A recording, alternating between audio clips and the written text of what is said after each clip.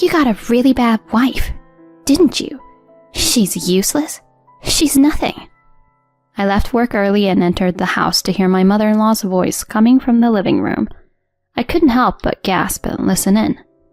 "She's getting a big inheritance, so there's no need to be stingy with it. I do most of the housework. I even iron her shirts. But I do it so that I can spend her inheritance." She's apparently talking about me. My mother-in-law is talking about me. I was astonished by my mother-in-law's words. My mother-in-law is usually very kind and considerate. She even took the initiative in doing the housework. I had never heard her talk like this before. She called me a bad and useless daughter-in-law. Was my mother-in-law really like this? And by inheritance, does she mean the inheritance I received from my aunt?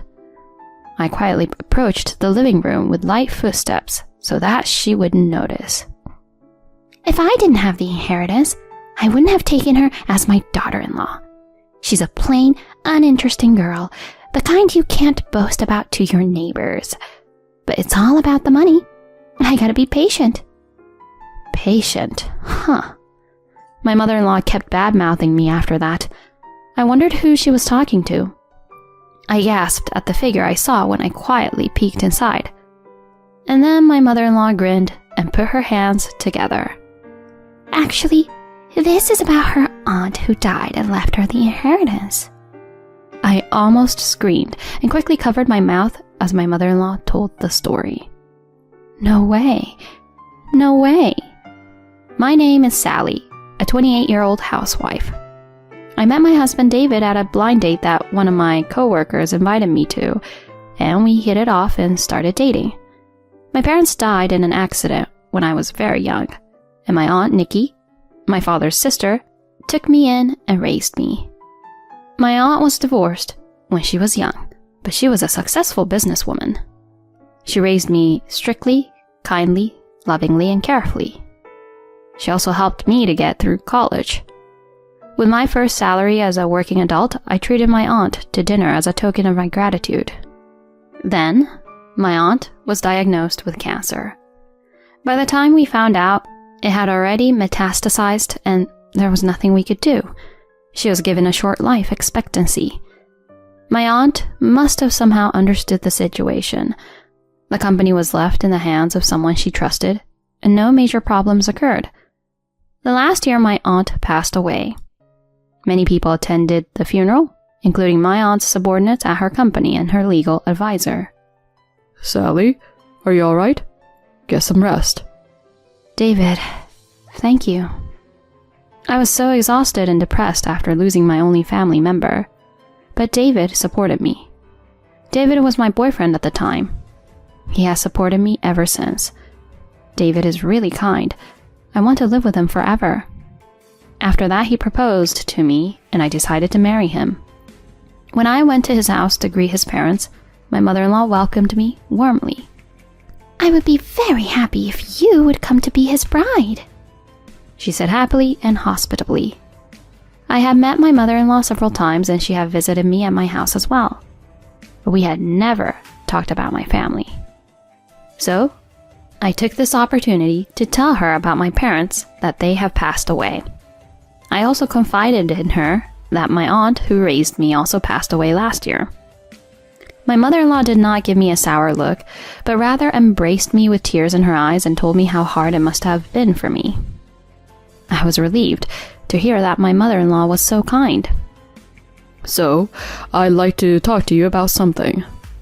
My mother is divorced and has been living alone since I started working. But last month she fell and hurt her leg. I was worried when I thought she was getting to be too old. If it's okay with you, could my mom come live with us after we get married?" I had a moment of hesitation at his proposal. I wanted to enjoy our newlywed life together, just the two of us. And I wondered if I would be able to handle living with my in-laws. "I'll take care of the housework. You can keep doing your job. Then I can support both of you while you're working." I was grateful for the offer because I wanted to continue working. Besides, My mother-in-law is a very kind and gentle person. I was sure we would get along well. With that in mind, I agreed to move in with her. And so, the three of us began to live together. My husband and I are both busy with our jobs, but my mother-in-law takes care of the housework without a hint of disapproval. She does the cleaning and laundry during the day and cooks dinner for us, for which I am very grateful. We had been living like this for a while, but recently I began to feel that the house was too small for us. We began to talk about the possibility of moving to a bigger house in the future. However, every time we discussed the house, my husband and mother-in-law began to demand luxury. We want a house with a lot of rooms for when you have children in the future. And the living room has to be spacious. So, thinking about my mother's old age, I would prefer a house that's accessible for her, so she won't get hurt again. Then the house would have to be spacious as well. We also want a pantry, a kitchen counter, and so on. My mother-in-law and husband were excited and made suggestions about the house. It's going to be more expensive than we thought. I have the inheritance from my aunt, so we'll be able to cover some of it, but... As I was pondering this, my mother-in-law sounded troubled. There have been an increasing number of violent incidents lately, haven't there? I'm scared because I'm alone during the day. Isn't this area safe and secure? My mother-in-law showed me a map of an upscale residential area. This looks like a difficult place to live in, isn't it? I tried to be modest in my opinion, but was rebuffed. I'd feel sorry for your future children because they wouldn't be able to go out and play if they were born in an unsafe area. You have to work late some days, too, so I want a safe place. I am just thinking for your sake. My husband agreed with her. My husband was sympathetic. I want to protect my family. Let's move to a place where we can feel a little safer. And so, halfway through the process, we were moving to purchase a very upscale home. Then one day, I was sick in the morning with a cold. Still, I had some work to do, so I went to work. But after lunch, my fever started to rise and I began to feel lightheaded, so I decided to leave work early. When I arrived home and opened the front door, I heard my mother-in-law's voice coming from the living room. You got a really bad wife, didn't you? She's useless. I couldn't believe my ears, so I sat in the doorway and listened with bated breath. Well, she's getting a big inheritance, so there's no need to be stingy with the new house, is there? I do most of the housework anyway. I even iron her shirts. But I'm doing it so that I can spend that girl's inheritance. That girl is apparently me. My mother-in-law is talking about me. However, I am astonished by my mother-in-law's words. My mother-in-law is usually very kind and considerate. She even took the initiative in doing the housework. I had never heard her talk like this before. She called me a useless wife. What kind of mother-in-law would do something like this? And by inheritance, does she mean that thing I inherited from my aunt? I quietly approached the living room, hiding my presence. If I couldn't have the inheritance, I wouldn't have taken her in as my daughter-in-law. She's a plain, uninteresting girl that I wouldn't be proud to show off to the neighbors. But it's all for the money, so I have to put up with it. Put up with it, huh? My mother-in-law kept bad-mouthing me after that. Who was she talking to? I quietly peeked inside and gasped at the person I saw. It was my husband, talking to my mother-in-law. It's all right, Mom. Her aunt had a lot of money. I'll make her buy a house in an upscale neighborhood using her inheritance. And then after a while, we'll get rid of her." My husband grinned. It seemed that he'd planned to seduce me and force me to give them my inheritance. I had no idea that even my husband was thinking such a terrible thing. My mother-in-law grinned and put her hands together. Actually, this is about the aunt who left her the inheritance. Her name is Nikki, and she was actually a classmate of mine. I almost let out a scream of surprise and quickly put my hands over my mouth. I was shocked because I had no idea that my mother-in-law and aunt had a connection. According to my mother-in-law, my aunt was a hard-working type, and my mother-in-law was the it girl in school. But Nikki was the class president and always nagged me. She told me not to force people to clean or bully the underclassmen. She was so cocky, even though she was just a plain-looking student. I hated her. But I was popular, and I thought Nikki would spend the rest of her life in the shadows. And yet, my mother-in-law bit her lip in frustration. She met my aunt at a class reunion 20 years ago, and she had gone from a simple, scruffy student to a company owner. She saw my aunt being praised by everyone around her, even though they were both divorcees. She was so frustrated and embarrassed to see how much difference there was between them. She had always been jealous of my aunt. It was then that my husband brought me to her. She thought my aunt and I looked somewhat alike, and our family names were the same. She thought it was impossible, so she asked her classmates and found out that I was her niece. However, my aunt had passed away before meeting my mother-in-law, so she planned to use my inheritance. Her injury was also a lie to make me feel sorry for her. "I was glad you were aware of the inheritance. I never would have married Sally otherwise." isn't that right? I went to your room once when you were living together. I secretly looked at Sally's bank documents. I saw that she had a huge amount of money saved up.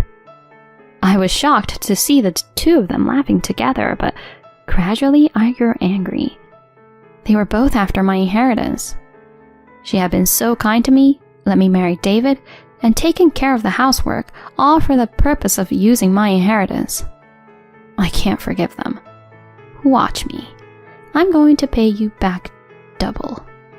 The next day I smiled and said to them, "I found the perfect place for you two. I have already made a down payment." When I told them this, both my mother-in-law and husband were overjoyed to find a house in a high-class residential area. On the day of the move, I had to go to work in the morning for a work-related reason, so I was out of the house from the morning. When I returned, I found all my belongings had been thrown into the garbage dump. When I entered the house, the keys to the new house, the expensive furniture, and my husband's and mother-in-law's belongings were gone. All I could see was the divorce papers on the floor, as if to say, "You are no longer needed." I called my husband. "What's this all about? What is this?" "We have a new house, and you're no longer of any use to us." My husband answered the phone and started laughing when he heard my voice. Then my mother-in-law starts talking. I'm sorry, Sally. I always hated you because of your resemblance to Nikki. The house has already been sold, so if you don't want to get caught trespassing, get out of my house. Oh no. I was shocked, and my mother-in-law hung up the phone, seemingly satisfied. Well then, I'd better get the hell out of here. I muttered to myself and turned off my phone. When I turned on my phone the next day, I was surprised to see a large number of incoming calls. When I answered it, it was my husband. "Why aren't you at your parents' house?" My husband spoke somewhat exasperatedly. "You guys told me you sold that house. Have you forgotten that already?" "I was looking for you. What the hell? The new house?" My husband was furious over the phone. Actually, the address of the new house was a house in an upscale neighborhood. But it was a run-down house in the shadow of the cheapest high-rise apartment building in the area. I could hear my mother-in-law shouting behind my husband. "Isn't this the perfect place for you guys?" I finally couldn't hold back my laughter. I had pretended to be shocked yesterday, but after hanging up the phone, I was laughing hysterically at how well it had gone. I had already moved into the luxury apartment I had originally set aside for myself. What's so perfect about it? You're crazy. When I snooped through your bank statements, I saw that you had lost several $100,000. I thought you had spent it on a new house. I heard my mother-in-law slip up. Unfortunately, the hundreds of thousands of dollars I lost was not to buy a house in an upscale neighborhood. It was used to buy a luxury condo for me to live in. In other words, I'm getting a little bit of a kick out of it. Oh, and by the way, I own the house, so the rent is paid by me, the owner. Well, that is, if David's salary can pay it. As I said this, my mother-in-law asked my husband what I meant. My husband is actually paid less than I am. Further investigation revealed that my mother-in-law's ex-husband, who had divorced her, was paying her a hefty amount of child support, and she and my husband were splurging the money. As expected, the child support stopped when he reached adulthood, but neither my mother-in-law nor my husband seemed to have gotten out of that habit, even after he entered the workforce. My husband had borrowed money before we got married. They seemed to be laughing high among their friends that he had caught a wife with a high income. I heard my mother-in-law yelling at my husband, but I asked her, "Can you speak for others too, mother-in-law? Your divorce was caused by your affair, wasn't it? I heard that you had run away with your lover after you got pregnant with David." When I told her this, my husband was absolutely mortified. My mother-in-law was making excuses in a loud voice, as if she was in a hurry. The two of them were on the phone saying, "Come over here right now and I'll beat you to a pulp." But when I told them that the divorce proceedings were already completed, they went even more crazy. The neighbors seemed to have called the police because of their bizarre state, and I thought I heard the siren of a police car. I could hear the two being taken away by the police over the phone. They were eventually released that day, but my ex-husband's income was not enough to pay the rent and debts, so they had to leave the house. My ex-husband and ex-mother-in-law are apparently living in a small, cheap apartment in an unsafe city. By the way, when I sold the shabby house, I sold it for a better price than I expected because it was going to be used as a parking lot. After that, my ex-husband, who did not know my current address, sent a letter to my company. The contents of the letter stated that since we were a married couple, I was obligated to hand over half of my property if we were to get a divorce. It also said that I was obligated to repay any debts owed to my husband. I wondered what this person was saying. Oh well, let's leave it to the lawyers. I decided to leave this matter to the lawyer who was the general counsel of my aunt's company. According to the lawyer who went to see them, my ex-mother-in-law turned pale as soon as she saw the lawyer. In fact, the lawyer was a former student who had been harassed by my ex-mother-in-law. He had been a good partner of my aunt as her legal advisor. My ex-mother-in-law didn't seem to know that much about him. "If you keep hanging around Sally any longer, I'm going to crush you both to the ground." The lawyer intimidated them in a low voice and laughed. "The wife is not obligated to repay any debts incurred before the marriage. Furthermore, David is not entitled to her inheritance since she inherited it before the marriage." He told my ex-husband that. He also told my ex-mother-in-law. "Nikki is a person who built up her assets through her own efforts, unlike you. You cheated on your husband, so don't think you're on the same level as her." When he said this, my ex-mother-in-law just looked down with a blue face, unable to say anything back. After that, my husband got into debt again and went around trying to get money, but it seems that even his friends gave up on him. Finally, when he followed a colleague at work to borrow money, he was reported to the appropriate department. He was eventually forced to resign. He is now living with my ex-mother-in-law in a very poor state They have been having fierce parent-child fights every day, and the police are often called by neighbors. But they have no choice but to live together because they don't have money. Even if they sold the things they had bought with their own money, their debts did not decrease. They couldn't give up on my inheritance and came to my office. Of course, they were taken away by the police. I was grateful that my lawyer then worked to get a restraining order against them. I became interested in making more money after selling the land, and I actively studied. Apparently, I had a good sense of what I was doing, so I got a license as a financial planner and learned about investments. Since I started my new job as a financial planner, I am enjoying my job, and I think I don't need to get married for a while.